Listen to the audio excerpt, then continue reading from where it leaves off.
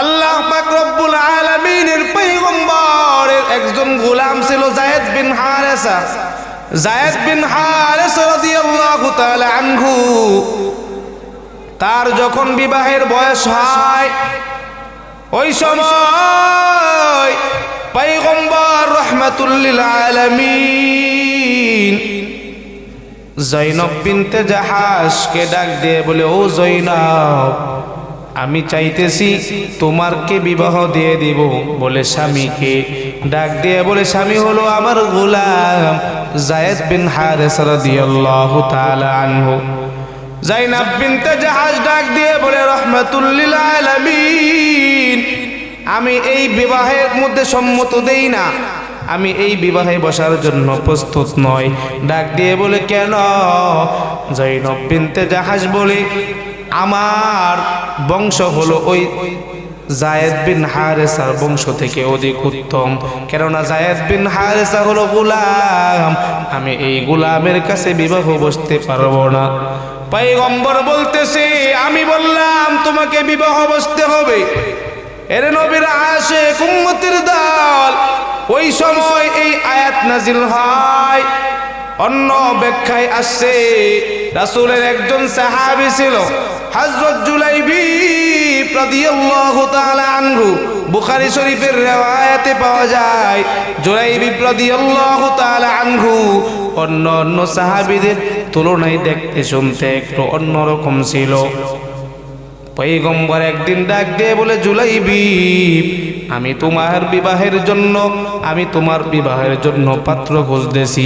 ওই আনসারী এক সাহাবী, ওই আনসারী সাহাবীর একটা মেয়ে আছে সুন্দরী, তার সাথে তোমাকে বিবাহ দিব।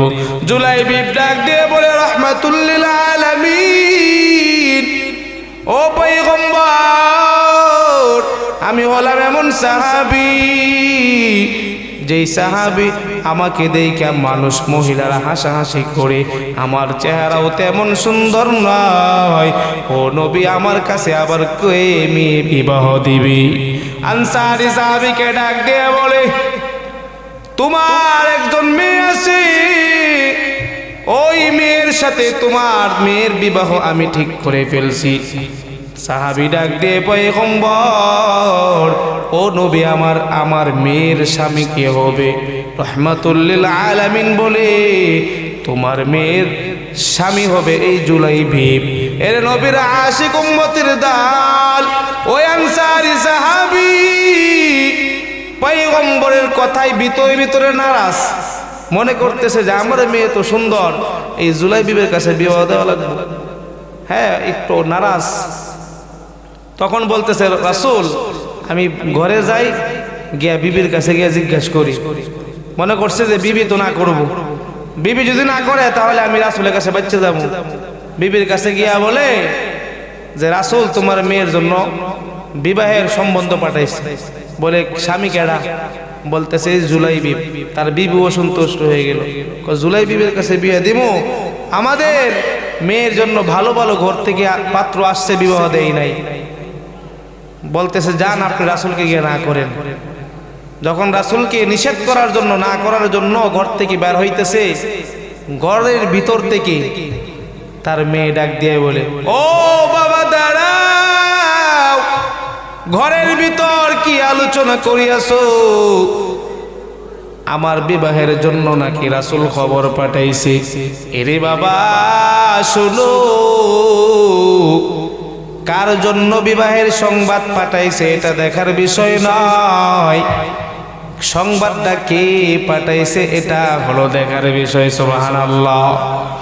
এর নবীর আশিক উম্মতের দল বলতেছিলাম, কোন মুমিনের জন্য উচিত হবে না আল্লাহ তাআলা যে অর্ডার দিছে, আল্লাহ তাআলা যে আদেশ দিছে, এই আদেশ অমান্য করার। এর নবীর আশিক উম্মতের দল, এইটা হলো সূরাতুন নূরের 30 নম্বর আয়াত। আল্লাহ পাক রব্বুল আলামিন আগে মুমিন বান্দা বান্দীদের জন্য, মুমিন বান্দার জন্য পর্দার বিধান করেছেন।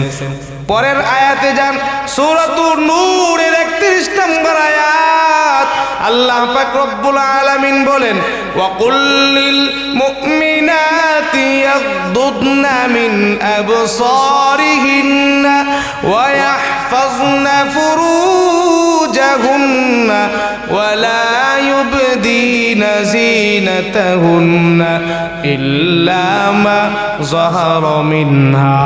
এরে নবীর আশিক উম্মতের দল, রব্বুল আলামিন এক নম্বরে প্রথমে বলেছেন মুমিন পুরুষদের জন্য।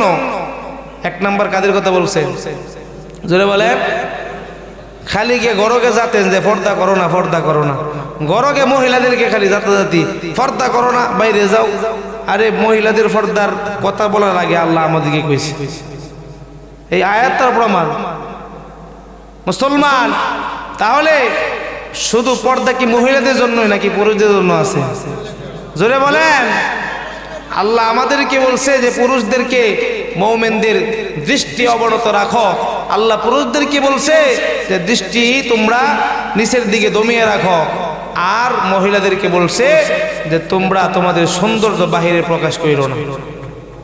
মুসলমান ইমানদার আল্লাহর গোলাম, সূরাতুন নূরের 31 নম্বর আয়াতে আল্লাহ জানাইয়া দেয় ওয়াকুল লিল মুমিনাত, ও পয়গম্বর আপনি মুমিনা, যেই সমস্ত মহিলারা আমি আল্লাহর উপর ঈমান আনছে আপনি তাদেরকে জানাইয়া দিন, বলিয়া দিন ইয়াগদুদনা মিন আবসারিহিন্না, তারাও যেন তাদের দৃষ্টিকে দমায় রাখে, পরপুরুষদের দিকে না তাকায়।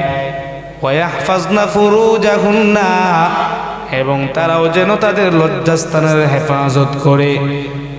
ওয়া ইয়াহফাজনা ফুরুজাহুন্না ওয়া লা ইউবদিনা যিনাতাহুন্না। 3 নম্বরে আল্লাহ তাআলা বলে ওই সমস্ত মুমিনা নারীদেরকে জানাইয়া দিন তারা যেন তাদের সৌন্দর্য বাহিরে প্রকাশ না করে।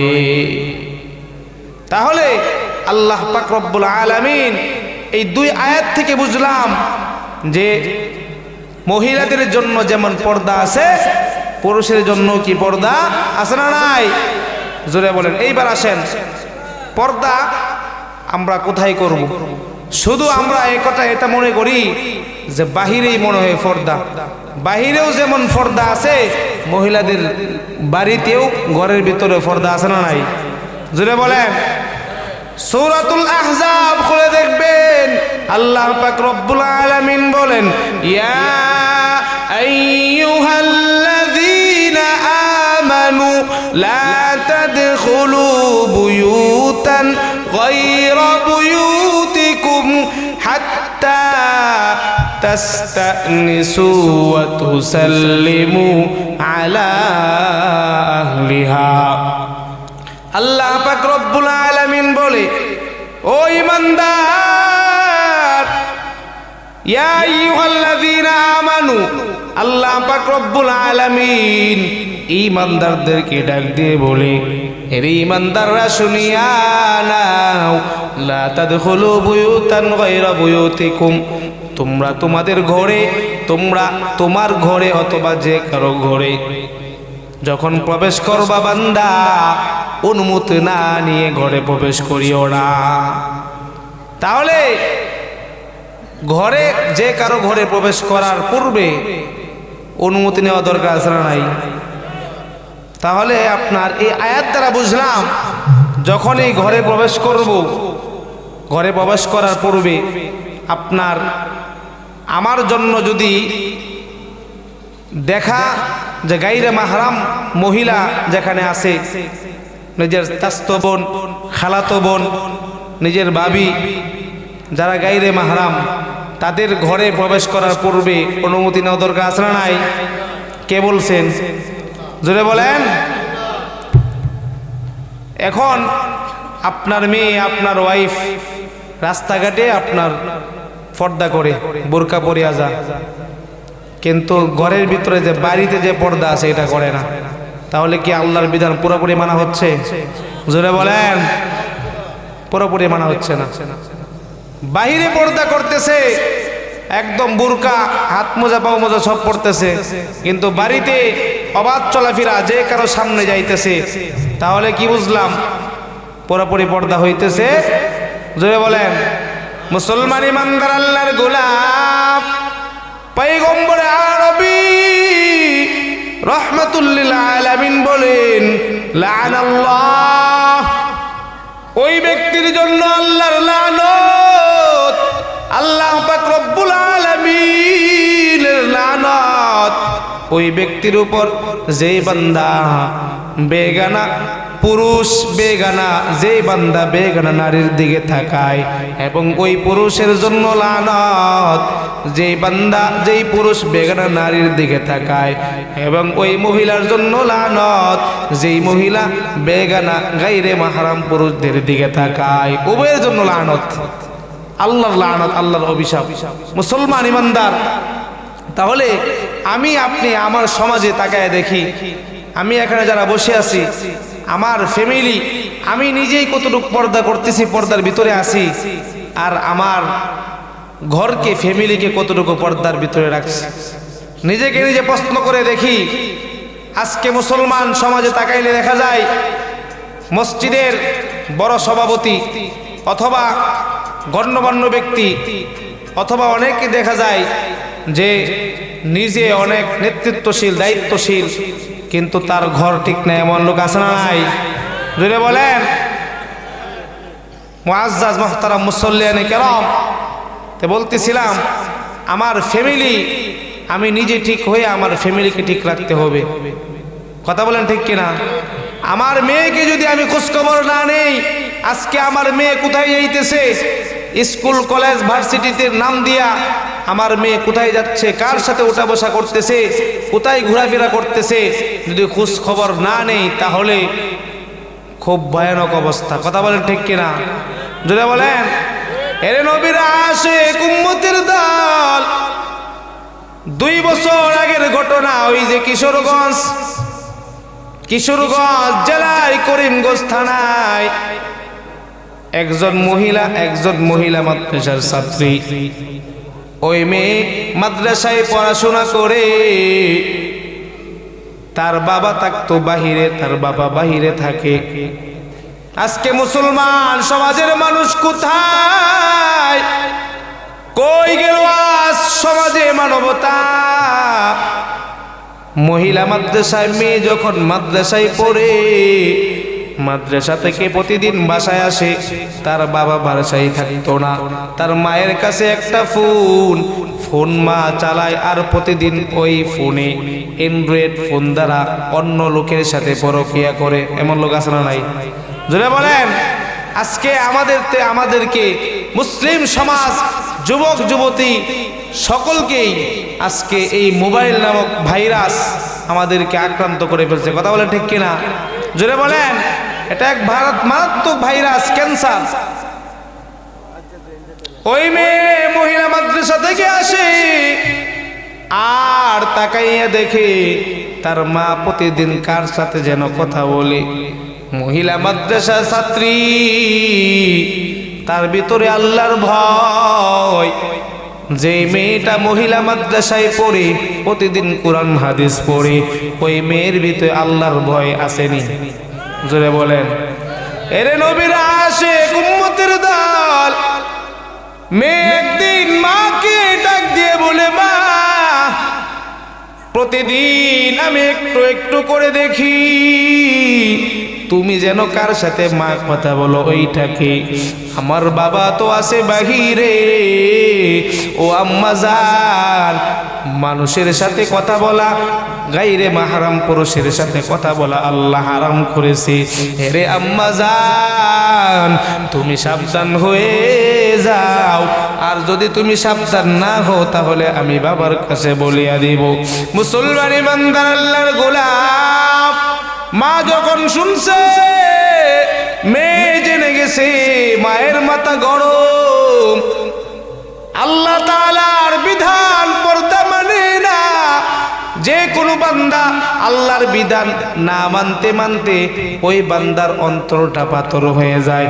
শয়তান তার উপর ভর করে, তার মা চিন্তায় পড়ে গেছে, এখন তো আমার স্বামী জেনে ফেলবে।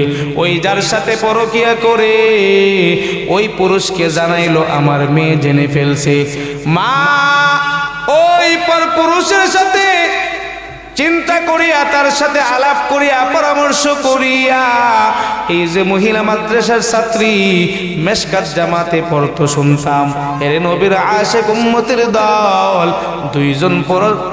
দুইজন পরামর্শ করিয়া তার মা ওই মেয়েকে একদিন ঘরের ভেতরে দরজা আটকাইয়া গলা টিপে হত্যা করে ফেলছে। নাউজুবিল্লাহ। তাহলে এই যে ঘটনাটা ঘটছে, একজন মা দুনিয়ার জমিনে সবথেকে আপন হয় কারা কারা বলেন তো? মা বাবা সবথেকে আপন।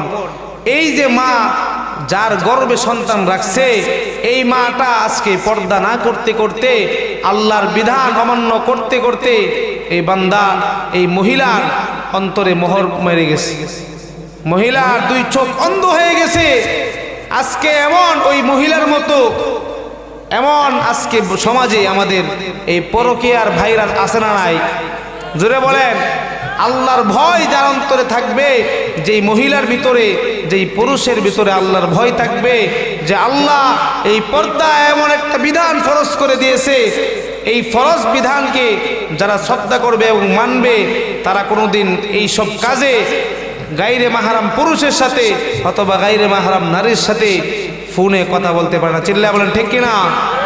এরে নবীর আশিক উম্মতের দল, আজকে বাংলাদেশের দিকে তাকাও, বাহিরে তাকাইয়া দেখো, এরে নবীর আশিক উম্মতের দল, যেদিক দিয়ে তাকাইবা শুধু ভাইরাস আর ভাইরাস। কথা বলেন ঠিক কিনা? মুসলমান ইমানদার আল্লাহর গোলাম, ইমান আমাদের থেকে ছিনিয়ে নেওয়ার জন্য ওই পশ্চিমা ইউরোপিয়া লাল কুত্তাদের চামড়ারা আমাদের পিছনে লাগছে। কথা বলেন ঠিক কিনা? এ নবীর আশিক উম্মতের দল, ও পর্দা অন্তরালের মা, ভালো করিয়া বুঝিয়া নাও। আজকে আমরা পর্দার কথা বলি, পর্দায় থাকতে বলি, পর্দার কথা আমরা বলি, এই জন্য আমাদেরকে বলি মোল্লারা মহিলাদের স্বাধীনতা হস্তক্ষেপ করে। নাউজুবিল্লাহ।